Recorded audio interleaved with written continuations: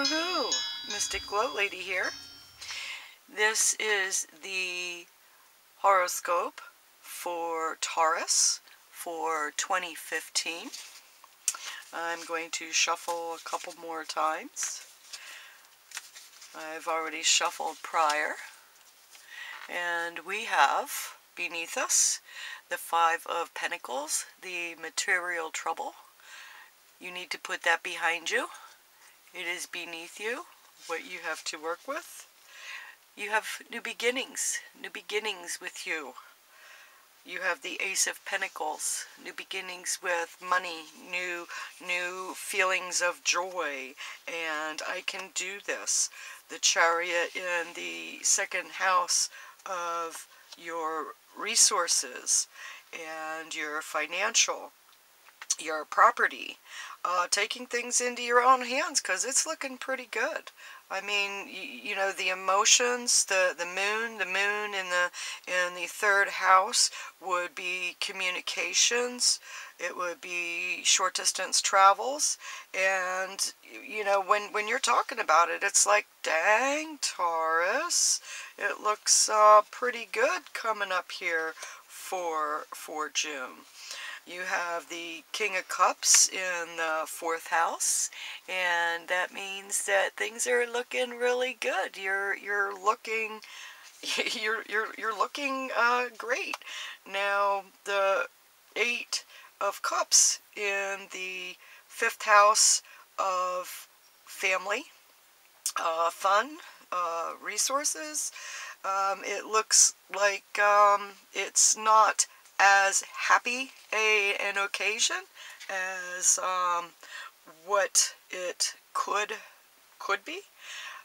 In the sixth house, the Princess of Pentacles, you know, working. There's some, you know, some cash flow. You know, my concern is what's going on in the fifth house of the family, and the funds. The Wands, Six of Wands in the partnership house. Partnerships seem to be working. Now here we're coming up with another loss in pleasure, the Five of Cups, and that would be in other people's money. The Lovers in the ninth house of learning, or higher learning, long distance travels. The career house, the Three of Pentacles, material works in the career house. It seems to be in the home this month. What is it? And there again, these are general readings, so what I say isn't going to ring true to everyone. And to understand the symbology that's associated with this, and to look at what rings true to you, because even though your sun sign might be Taurus, it doesn't mean that that is your strongest. The sun might not be the strongest in your birth chart. So maybe your moon is more dominant. Maybe your ascendant is more dominant. The ascendant is your time of birth, and that would be on your birth certificate, or maybe it was written down in your birth, your book.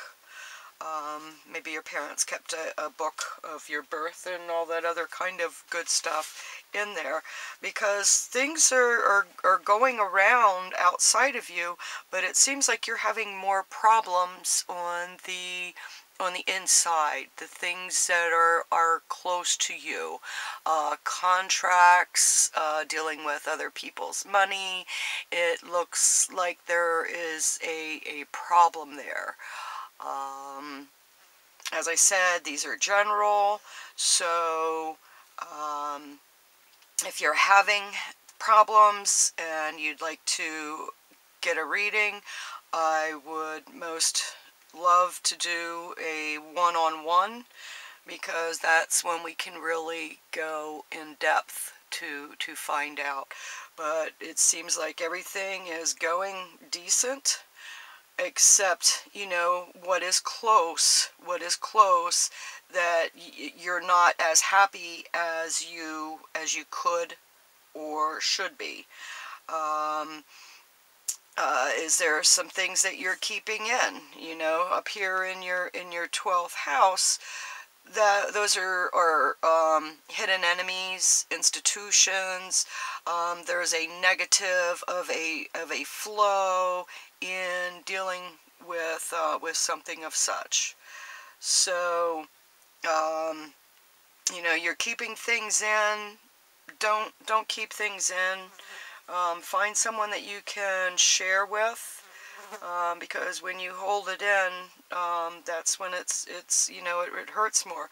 Now your second house, this is the sun is in Gemini in your second house, and it'll stay there in the second house, which is money, you know, highlighting money, and that'll stay there until the 22nd. Then it'll move up to your third house of communications, and that'll be in Cancer, and you'll be talking about home, you know, that home sweet home. Where is that home sweet home? Now Mercury, planet of communication, and Mars, the energy, work, that's also here in your second house of finances and assets. And you know, you're really doing some talking about your assets, and you know, coming into the end of the month, where it'll be going into the third house in the communications and short distance travels. If you haven't seen your family for a while, now's a good time to go and see them. Our family, our birth, it's not always our birth family. Our family, sometimes our family that we choose, are closer than our birth family, and that's just how it is. So we have Venus right now in the 4th house, and that's in Cancer, and it'll be there until the 6th, and then it'll go into Leo. So we have, let's see, home. You love your home. What's out there going into Leo?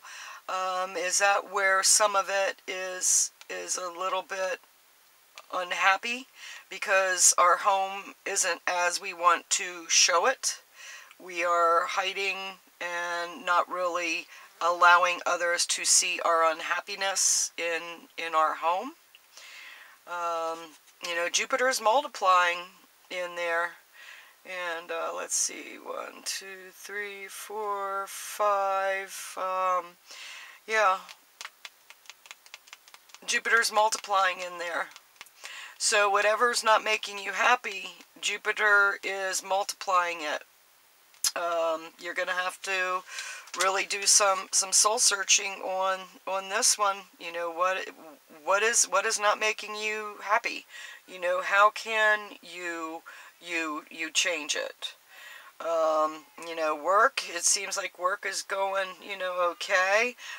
Partnerships, we've got the North Node in there. We've got Libra. We've got balance in partnerships. Now we're going to also be getting, you know, Scorpio in the 8th house, and that's the hidden, the secret. Where are those contracts? What contract do you have that is secret, that's hidden? The Lovers, you know, higher learning, long distance travel, love it, but there's lessons in there, because that's where Saturn's at. Saturn is the teacher. You know, are you unhappy with dealing because you have not learned, you know, those lessons on the inside?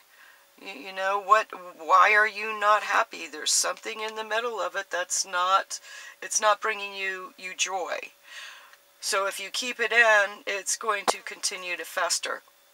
You have Pluto is in Capricorn. It's retrograde up here in your career house. So, oh, I'm sorry. That would be up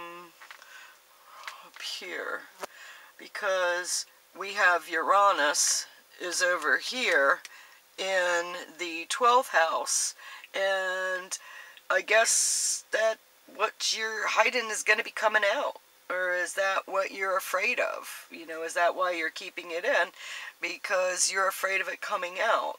You know, the illusions, the delusions, and the wounded healer right here in your 11th house. That's humanity.